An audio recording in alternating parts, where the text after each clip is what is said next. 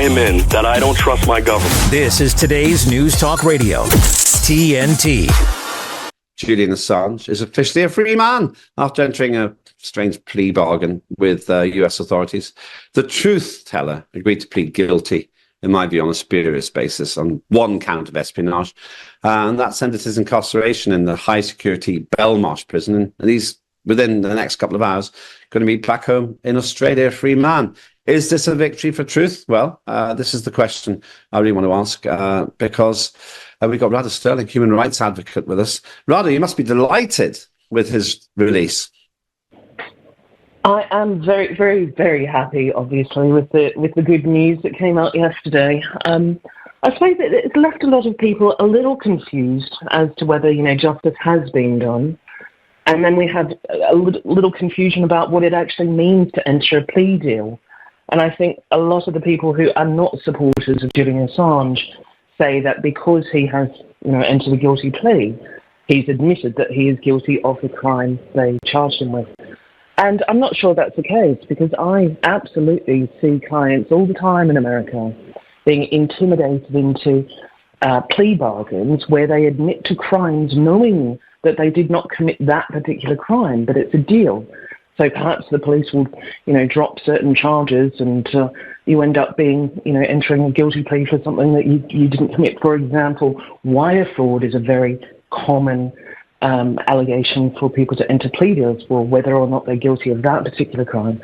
So I think there's confusion about that, and I don't think that the plea deal confirms that he is actually guilty of conspiracy to obtain secret documents, essentially was the charge.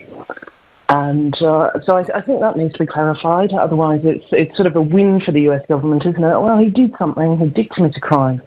And then, of course, we've got the issue that did he commit a crime because he wasn't in America?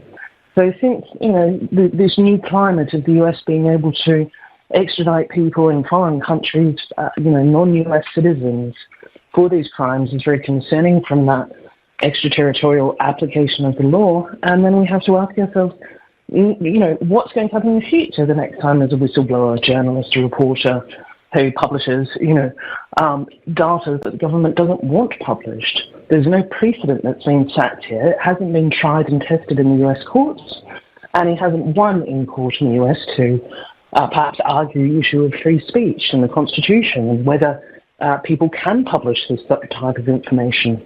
So they've left the door open for future abuse. So on that note, it's a little disappointing, but obviously the priority is after, I think, was it 14 years, Lembit? I think after such a long period of time, it is wonderful to see him actually get his freedom.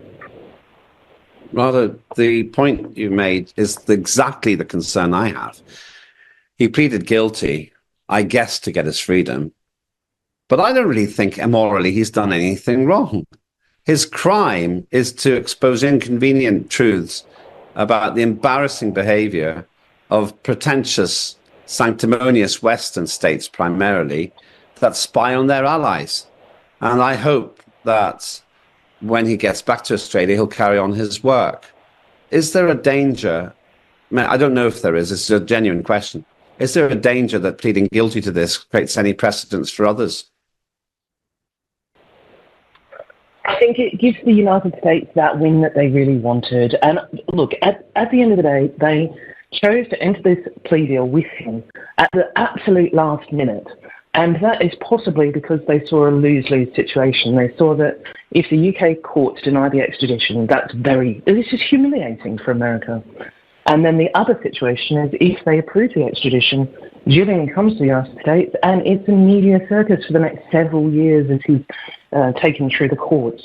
So either way, politically for America, it's a lose-lose no matter what the outcome, if it actually went to trial or if the UK courts finally got a chance to give that judgment that they weren't going to extradite him.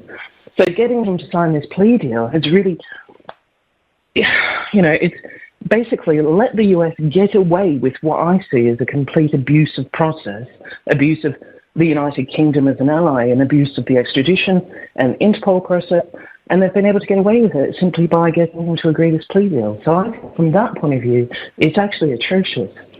And the fact that it is, so politically bad for them, that means it shouldn't have been done in the first place, because there was no way they were ever going to win politically on this charge. I think it was absolutely astonishing that they even decided to pursue it to the extent that they did. Last question. In your opinion, do you think Julian Assange will get back to work? Yeah, that's going to be difficult. He's in Australia, and Australia has, United States espionage bases here, essentially, and they'll be keeping a close eye on him. We don't know the terms of the plea deal. I'm sure that they involved, a strong encouragement for him to behave himself.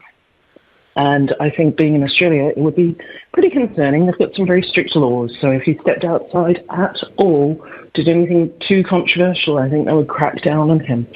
He's now got a conviction on his passport, so travel internationally can also present a problem for him. Thanks so much, Radha. That's Radha Stirling. We'll no doubt get back to you again as this story develops. That's Julian Assange, who's got his freedom of sorts and a conviction of sorts as well, but not one, in my opinion, that counts for anything apart from the embarrassing behaviour of the United States on this count and free speech.